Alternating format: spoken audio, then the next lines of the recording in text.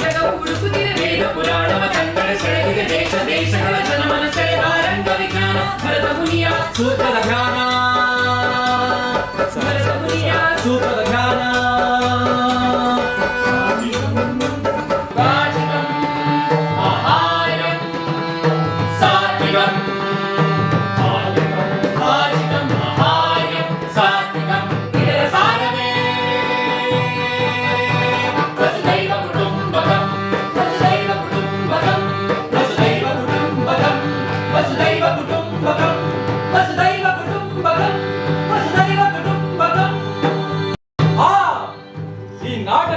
ಅದ್ಭುತ ಮಾಂತ್ರಿಕ ಬನ್ನಿ ನೋಡಿ. ಪವಾಡ ಅಂದರೆ ಇದು ಕೇವಲ ಕಣ್ಣಿನ ತಂತ್ರವಲ್ಲ. ನಾಟಕ ಕಣ್ಣಲ್ಲಿರುವ ಕೊಲೆಯನ್ನು ಬಿಡದೆ ಮನದಲ್ಲಿರುವ ಕೊಳೆಯನ್ನು ತೆಗೆಯುತ್ತದೆ. ಹೌದೇ? ಹಾಗಾದರೆ ನಿಜವಾಗಿಯೂ ಸರಿಯೇ? ಹೌದು, ಇದು ಪವಾಡ, ಸುಳ್ಳಲ್ಲ ಪವಾಡ. ಆದರೆ ನಾಟಕ ಮಾಂತ್ರಿಕವಾಗಿದೆ. ನೀವು ಏನ್ ಹೇಳ್ತಾ ಇದ್ದೀರಿ? ನಮ್ಮಂತ ಸಾಮಾನ್ಯರಿಗೆ ಅರ್ಥವಾಗುವಂತೆ ಹೇಳ್ಬಾರ್ದೆ?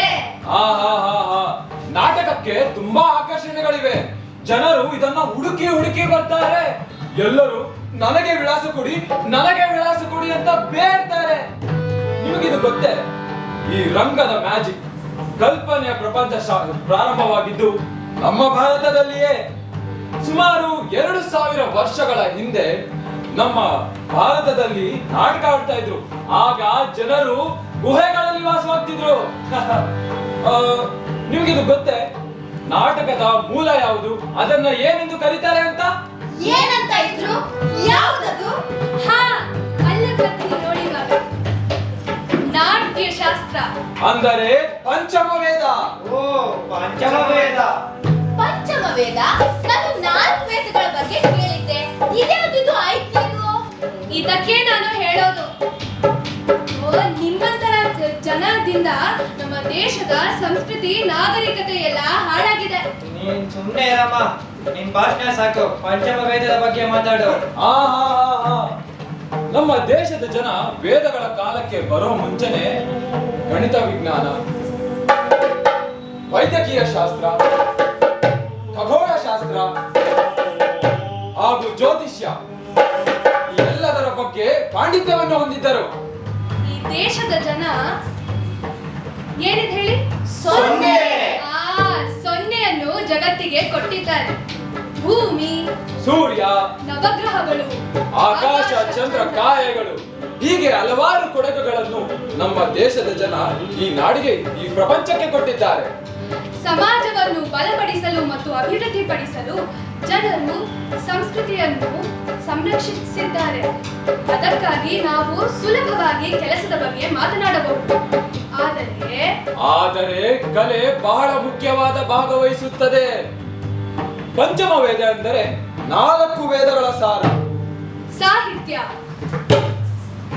ಸಂಗೀತ, ನೃತ್ಯ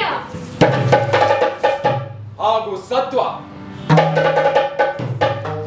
ಇವೆಲ್ಲವನ್ನು ಸೇರಿಸಿ ನಾಟ್ಯಶಾಸ್ತ್ರ ಬರೆಯಲಾಗಿದೆ.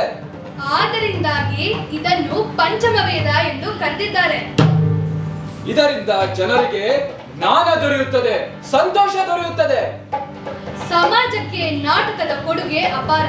ಅದು ನಿರಂತರವಾಗಿ ಉಳಿದಿದೆ. ಅದರಿಂದ ಸಮಾಜ ಬೆಳೆದಿದೆ. ಈ ಪಂಚಮವೇದ ಬರೆದವರು ಯಾರು? ಭರತ ಮುನಿ ಎಂಬ ಮಹಾನ್ ಋಷಿ. ಇದನ್ನೆಲ್ಲ ನಾನ್ ನಂಬೋದಿಲ್ಲ. ಹೌದು. ಅಯ್ಯೋ, ನೀನ್ ನಂಬೋದಿಲ್ಲ ಯಾಕೆ? ಎಷ್ಟೋ ಜನ ನಂಬಿರ್ಲಿಲ್ಲ. ಯಾಕಂದ್ರೆ ಅನಾಗರಿಕ ಜನ ಅಂತ ಅದ್ಭುತ ಕೆಲಸ ಮಾಡಲು ಹೇಗೆ ಸಾಧ್ಯ ಅಂತ. ಹೌದು, ಅದೇ ಸಾಧ್ಯ. ನಮ್ಮ ಭಾರತದ ಜನ ಎಷ್ಟು ನಾಗರಿಕರಾಗಿದ್ರು ಅಂದ್ರೆ ಆ ಕಾಲಕ್ಕೆ ಕುಡಿಯುವ ನೀರಿನ ಕೊಳಾಯಿ, ಕೊಳಚೆ ನೀರಿನ ಚರಂಡಿಗಳನ್ನು ವೈಜ್ಞಾನಿಕವಾಗಿ ಹಾಕಿದ್ರು. ಸಮಗ್ರ ಚಿಂತನೆಯಿಂದ ಕಾರ್ಯಾಚರಣೆ ಮಾಡುತ್ತಿದ್ದರು. ನಮ್ಮ ಭಾರತದ ತಕ್ಷಶಿಲಾದಲ್ಲಿ ವಿದ್ಯಾವಂತರು, ಸಾಕ್ಷರರು ತುಂಬಿದ್ದರು. ಬೋಧಿಸುವ ಜ್ಞಾನ ದೇಗುಲ ವಿಕ್ರಮಶೀಲ ವಿಶ್ವವಿದ್ಯಾಲಯ ಇಲ್ಲಿತ್ತು.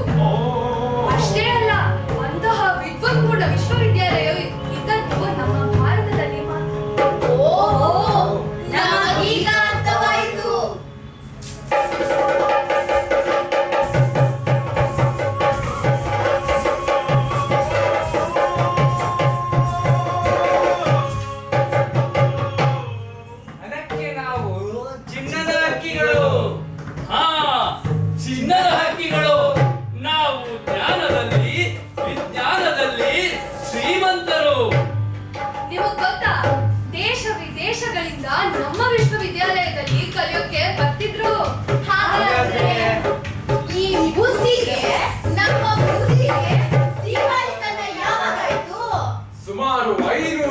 ವರ್ಷಗಳ ಹಿಂದೆ ಅದೇಗೆ?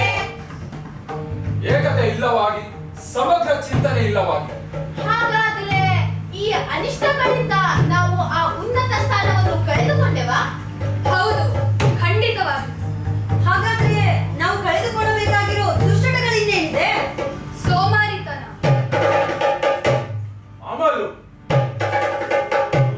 ಅಹಂಭಾವ, ವ್ಯಸನಗಳಲ್ಲಿ ಮುಳುಗುವುದು, ಅಸ್ಪೃಶ್ಯತೆ,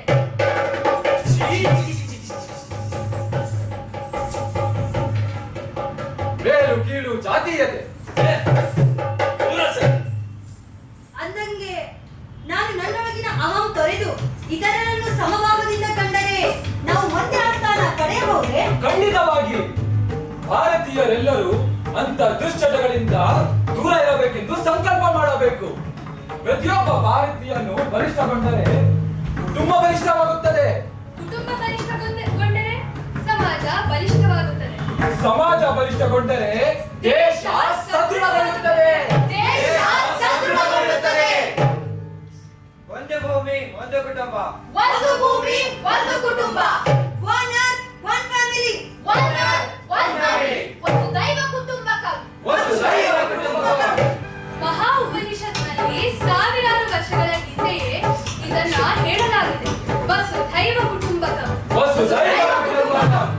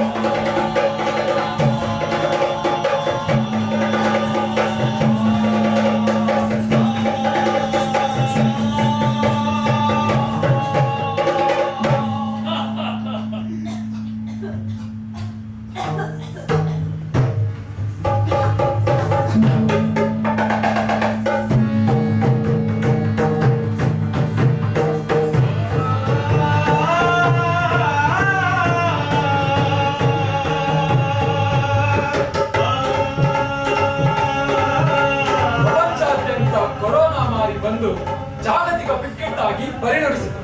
ಆಗ ಭಾರತದಲ್ಲಿ ತಯಾರಾದ ಔಷಧಿಗಳನ್ನು ಇಡೀ ವಿಶ್ವಕ್ಕೆ ಉಚಿತವಾಗಿ ನೀಡಿದೆವು. ಅದರಿಂದ ಲಕ್ಷಾಂತರ ಜನರ ಜೀವನವನ್ನು ಉಳಿಸಿದೆವು. ನೀವು ಬದುಕಿ ಇತರರನ್ನು ಬದುಕಿಸಿ. ನೀವು ಬದುಕಿ ಇತರರನ್ನು ಬದುಕಿಸಿ. ಇಡೀ ಪ್ರಪಂಚವೇ ಕುಟುಂಬವಾಗಿ ಕೈ ಜೋಡಿಸಿ ಮುನ್ನಡೆದರೆ ಈ ದೇಶ ಮತ್ತೆ ಚಿನ್ನದ ಹಕ್ಕಿಯಾಗಬಹುದು. ಮತ್ತೆ ಚಿನ್ನದ ಹಕ್ಕಿಯಾಗಬಹುದು. ಚಿನ್ನದ ಹಕ್ಕಿ, ಚಿನ್ನದ ಹಕ್ಕಿ, ಚಿನ್ನದ ಹಕ್ಕಿ ಹೊರಗೆ ಬಂದಿದೆ. ಚಿನ್ನದ ಹಕ್ಕಿ, ಚಿನ್ನದ ಹಕ್ಕಿ, ಚಿನ್ನದ ಹಕ್ಕಿ ಹೊರಗೆ ಬಂದಿದೆ. ದಾಸ್ಯವು ಇನ್ನೂ ನಮಗಿಲ್ಲ, ದುರ್ನಯದಲ್ಲಿ ಉಳಿದಿಲ್ಲ. ದಾಸ್ಯವು ಇನ್ನೂ ನಮಗಿಲ್ಲ, ದುರ್ನಯದಲ್ಲಿ ಉಳಿದಿಲ್ಲ.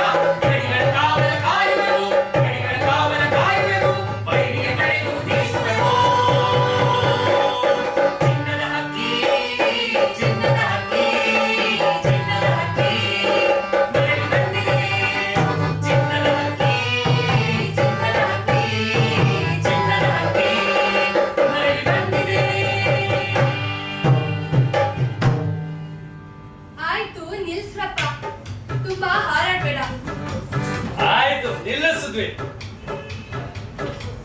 ನೋಡಿ, ನಮ್ಮಲ್ಲಿ ವಿದ್ಯಾವಂತರಿದ್ದಾರೆ. ವಿದ್ಯಾದಾನ ಮಾಡಿ ಎಲ್ಲರನ್ನೂ ಸಾಕ್ಷರರನ್ನಾಗಿಸಿ.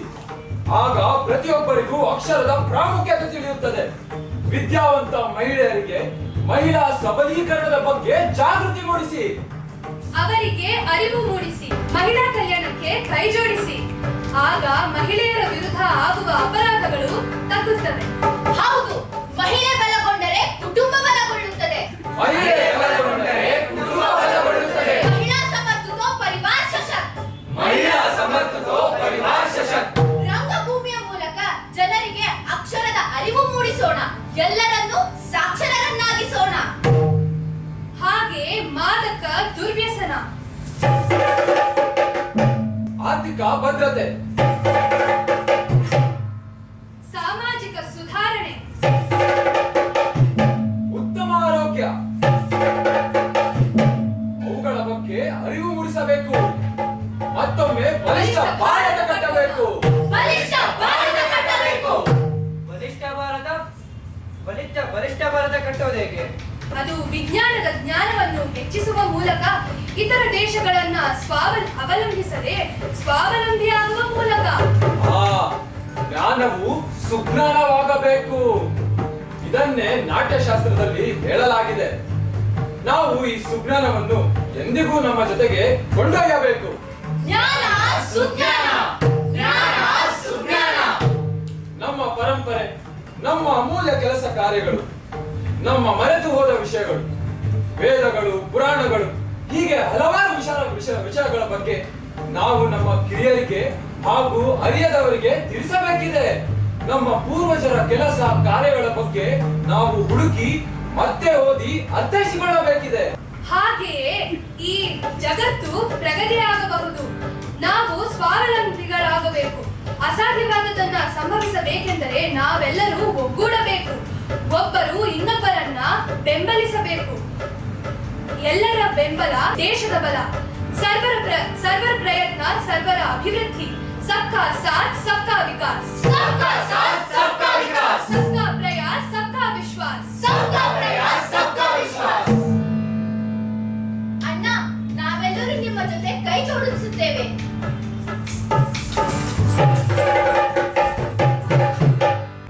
ಹೆಣ್ಣು ಭ್ರೂಣ ಹತ್ಯೆಯ ಬಗ್ಗೆ ಹೆಣ್ಣನ್ನು ರಕ್ಷಿಸಿ, ಹೆಣ್ಣನ್ನು ಪೋಷಿಸಿ. ಹೌದು, ಇದು ತುಂಬಾ ಮುಖ್ಯ. ಹೆಣ್ಣು ಸಮಾಜದ ಕಣ್ಣು. ಇದ್ರ ಬಗ್ಗೆ ನಾಟಕ ಮಾಡಿ ನಾವು ಅರಿವು ಮೂಡಿಸ್ತೇವೆ. ವರದಕ್ಷಿಣೆ, ಸ್ತ್ರೀ ಶೋಷಣೆ, ಅತ್ಯಾಚಾರ, ಬಾಲ್ಯ ವಿವಾಹ,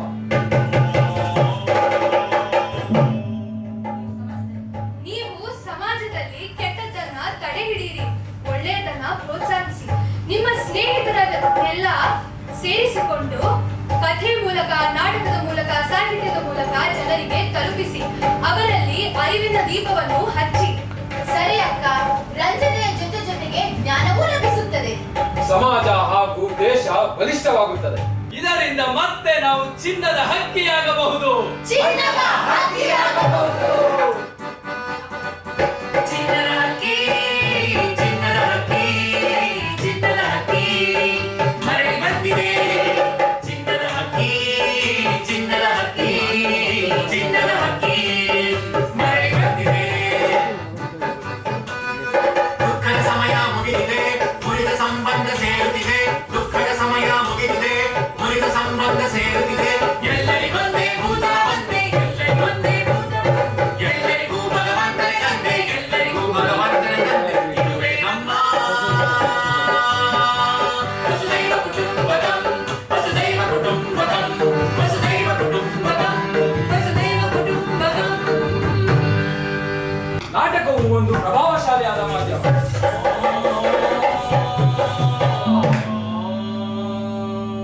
ಅದರ ಮೂಲಕ ನಾವು ಸಮಾಜಕ್ಕೆ ಜ್ಞಾನವನ್ನು ಹಾಗೂ ಮನೋರಂಜನೆಯನ್ನು ನೀಡಬಹುದು. ಆಗ ದೇಶವು ಸದೃಢಗೊಳ್ಳುತ್ತದೆ ಹಾಗೂ ಪ್ರಗತಿಯ ಪಥದಲ್ಲಿ ಸಾಗುತ್ತದೆ. ಜಗತ್ತು ಕುಟುಂಬವಾಗಿಸುವ ಅಗ್ರಪಂಕ್ತಿಯಲ್ಲಿ ನಾವಿರುತ್ತೇವೆ. ಆಗಸ್ಟ್ 15, 2047. ಆಗಸ್ಟ್ 15, 2047. ಆ ವೇಳೆಗೆ ನಮ್ಮ ದೇಶವು 100 ವರ್ಷಗಳ ಸ್ವತಂತ್ರ ಮಹೋತ್ಸವವನ್ನು ಆಚರಿಸಲಿದೆ. ಆಗ ಇಡೀ ಜಗತ್ತು ನಮ್ಮ ಭಾರತದ ಸಂಪ್ರದಾಯವನ್ನು ತಿರುಗಿ ನೋಡುತ್ತದೆ. ಆ ವೇಳೆಗೆ ಭಾರತವು ಸಂಪೂರ್ಣ ಸಾಕ್ಷರವಾಗಬೇಕು. ಸಂಪೂರ್ಣ ಸಾಕ್ಷರರಾಗಬೇಕು.